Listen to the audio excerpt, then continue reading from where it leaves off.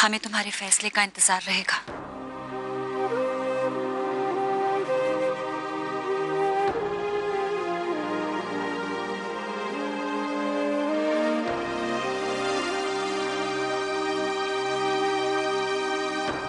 ये क्या किया तुमने? क्या कोई प्लान है जो हमें समझ नहीं आ रहा? आभा, आभा,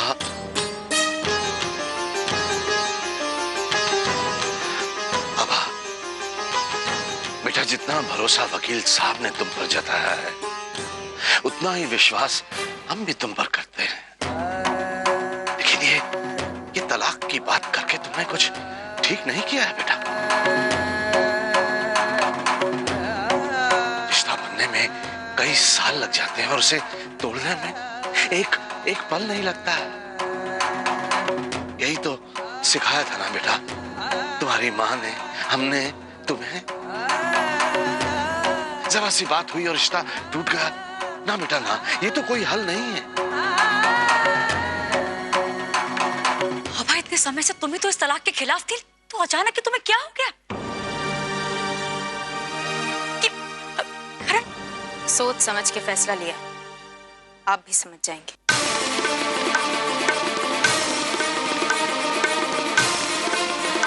अरे मेरी हमें लगता है अभी सदमे से उभरी नहीं है। उसका ख्याल रखना बेटा। मैं छोड़ा दूं ना, तुम आभा के पास रहो, हम चले जाएंगे।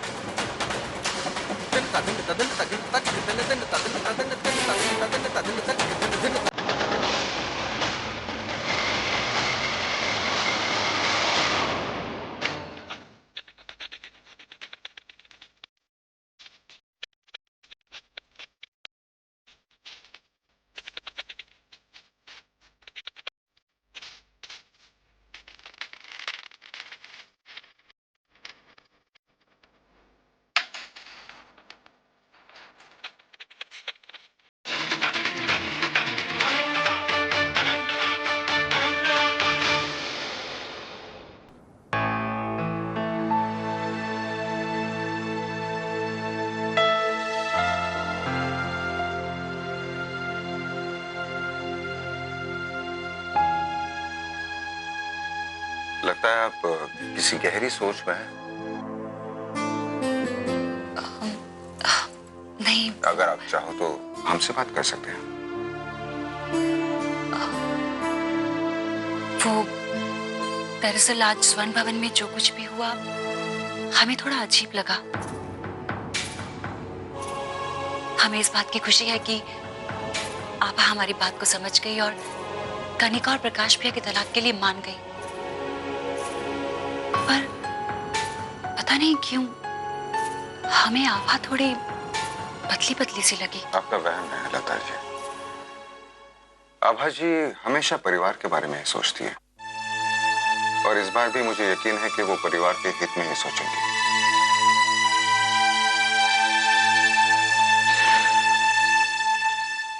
आपको एक बात बतानी थी।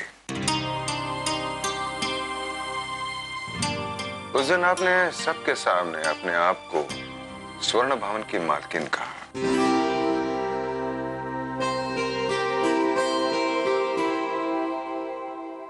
अच्छा लगा।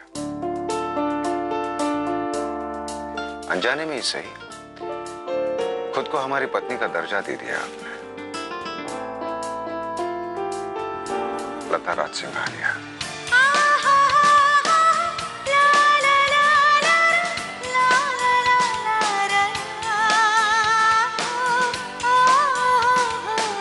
लता जी आपके हर फैसले में आपके साथ हूं। एक दोस्त की हैसियत से मैं आपसे कुछ कहना चाहता हूं। आपकी ये बात बहुत सख्त थी। आभा जी को कहीं न कहीं ठेस पहुंचे होंगे। रिश्तों की अहमियत मैंने आपके परिवार के लोगों से सीखी है। अगर आपको अच्छा लगे तो आपको एक बार आभा जी से बात कर लेनी चाहिए। अरे प्रकाश, अच्छा हुआ आप आ गए, मैं तुम्हें बुलाने ही वाला था। अब तलाक की बात हुई है तो कनिका जी ने मांगे हुए रकम का इंतजाम करना होगा। मैं नहीं चाहता हूं कि दोनों परिवारों के बीच और दूरियां। जीजा जी, आप और दीदी हमारे लिए कितनी परेशानियां सह रहे हैं, कितना ख्याल रख रहे हैं हमारा। काश यही आप और करण ने भी हमारे साथ किया होता तो आज ये नौबत नहीं आती।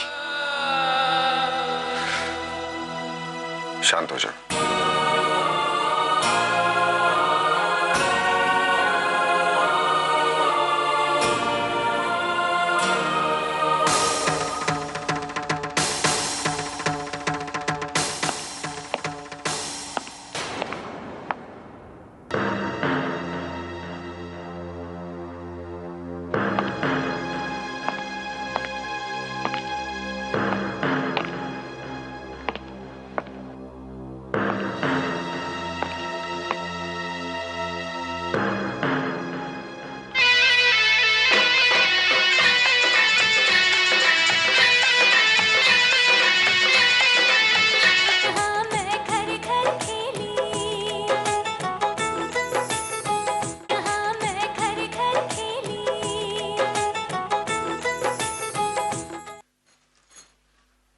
आप यहाँ इतनी रात गए, तुम यहाँ क्या कर रही हो?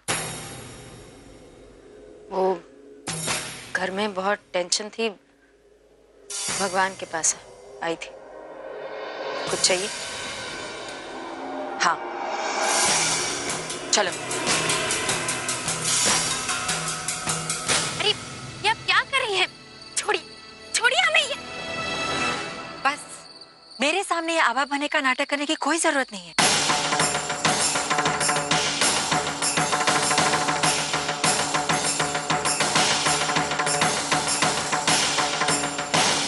ये आप कैसी बातें करें?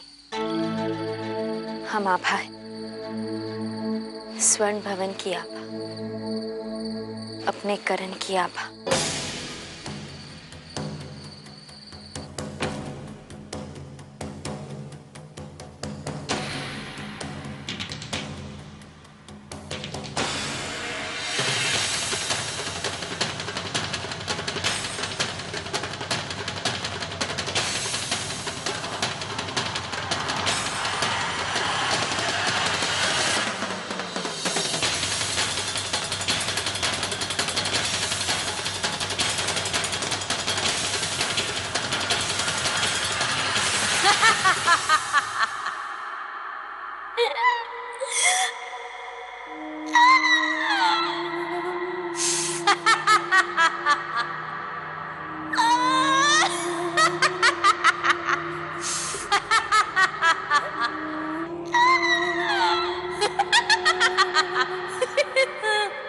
चमका दियो न तन्ने। अलबेली हूं मैं।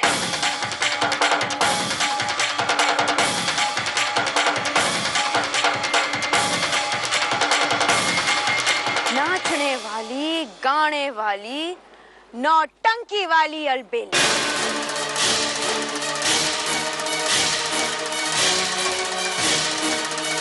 बंजारों की बस्ती की अलबेली।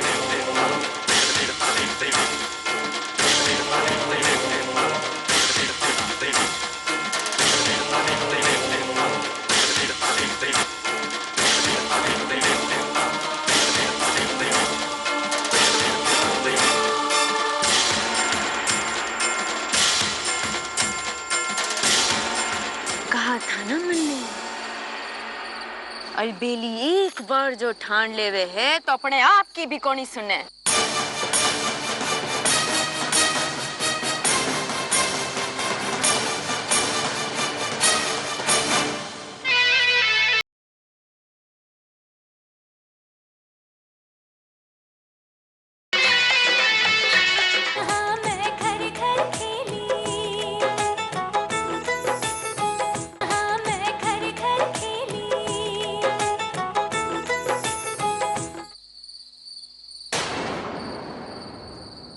अरे ये क्या कर रही हो तुम?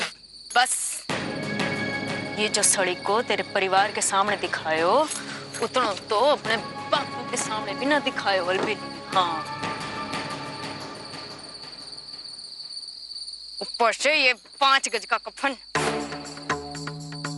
5 गज का कफन पहन के घूमना पड़ रहा है दिन भर। सारा दिमाग चाट लिया पूरे परिवार वालों ने मिलके।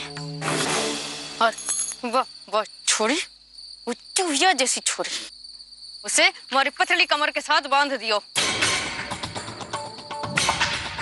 तो बिकते के फेंकड़ो तान कर बहरो कर दियो मारे को। सुसु करवाओ, टट्टी करवाओ, दूध पिलाओ, ये करो वो कर, साड़ा दिमाग साड़ा।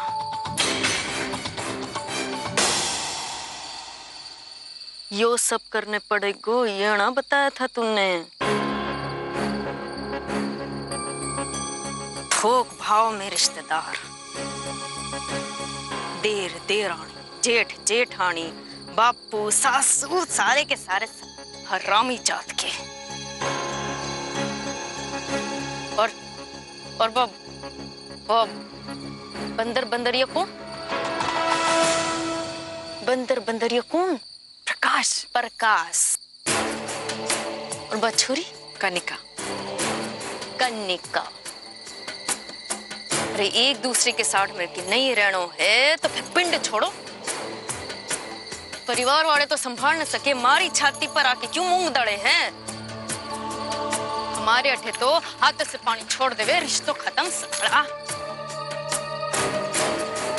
पर नहीं, बड़े लोग बड़ी बातें हरामी की जात साड़े।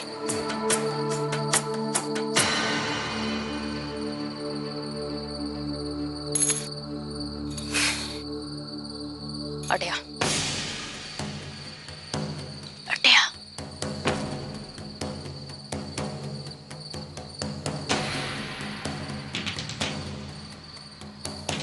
तू टेंशन कोनी ले, चमक चलो। अलबेली आज तक फेल कोनी हुई, संभाल लूंगी। प्रियंका भाभी, देखो अगर तुम्हें आभा की तरह बनना है ना तो रामायण की सीता बनना होगा।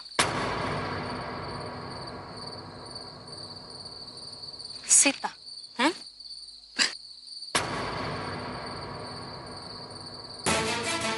नाचने वाली हूँ, गाने वाली, नौटंकी वाली।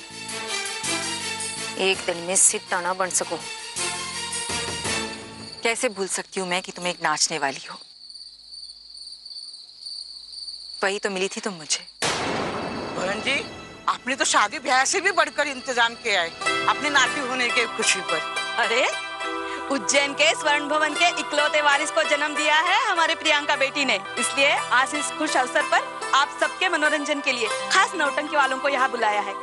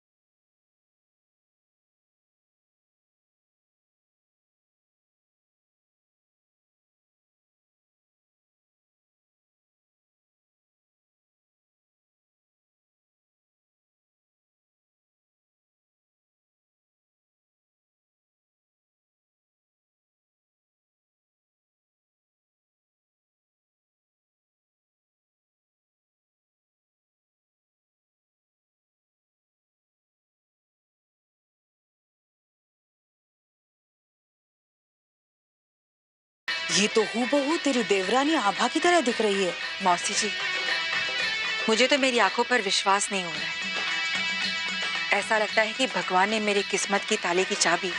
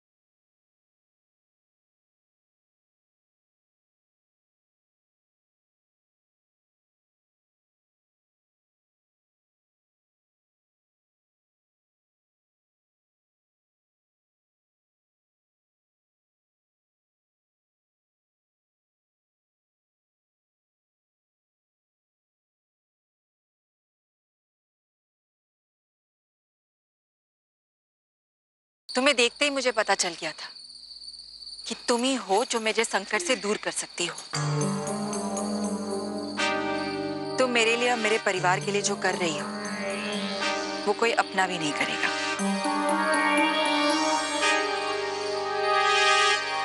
अब जब तुम यहाँ आई गई हो तो एक बात ध्यान से सुन लो। तुम्हें मेरे परिवार का दिल जीतना होगा। और तुम तो जानती हो मेरा परिवार कितना सीधा है। सीधा, जलेबी की तरह सीधा।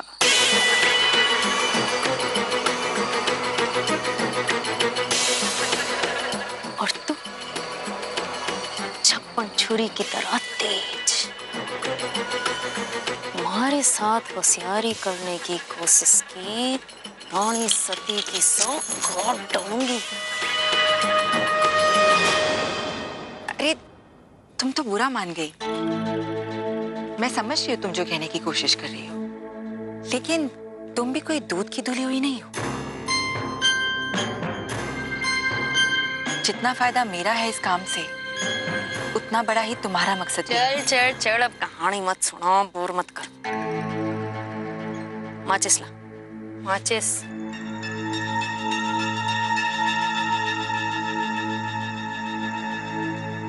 जो वो जो थारो हीरो है करण, बड़ा पति बन के घूम रहा है साला, बहुत चिपक रहे हैं मन। एक बात सुन ले, उसके साथ कमरे में ना सोऊंगी मैं। ये बात थारे मारे बीच ना हुई थी। तुम उसकी चिंता मत करो, उसका इलाज है मेरे पास। तुमसे बीमार होने का नाटक करना, पास भी नहीं आएगा वो तुम्हारे। पत्नी व्रता है वो, बिल्कुल शरीफ। शरीफ शरीफ, ये मर्द जात ने जानो हूं मैं। साला कुत्ते की जात हो गए। बंजारण हूं मैं, अगर छुआ भी ना तो काट डालूंगी। बार बार खंजर मत निकालो मेरी माँ, सबको पता चल जाएगा। और मैंने कहा ना, तुम्हें करण की चिंता करने की कोई जरूरत नहीं। जबरदस्ती नहीं करने वाला तुम्हारे साथ, और हमारे बीच सौदा हुआ है, सौदा। तुम अपना काम करो और मैं अपना वादा निभाऊंगी। और अगर तुम भूल गई हो ना तो मैं तुम्हें याद दिला देती हूँ।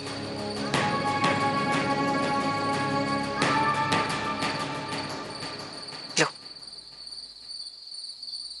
बात करो।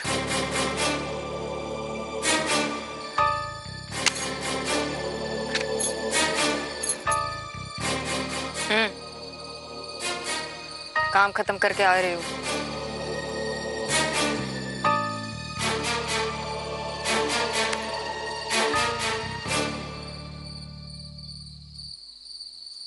तुम तो टेंशन में आ गई। मैं तो सिर्फ तुम्हें याद दिला रही थी कि तुम यहाँ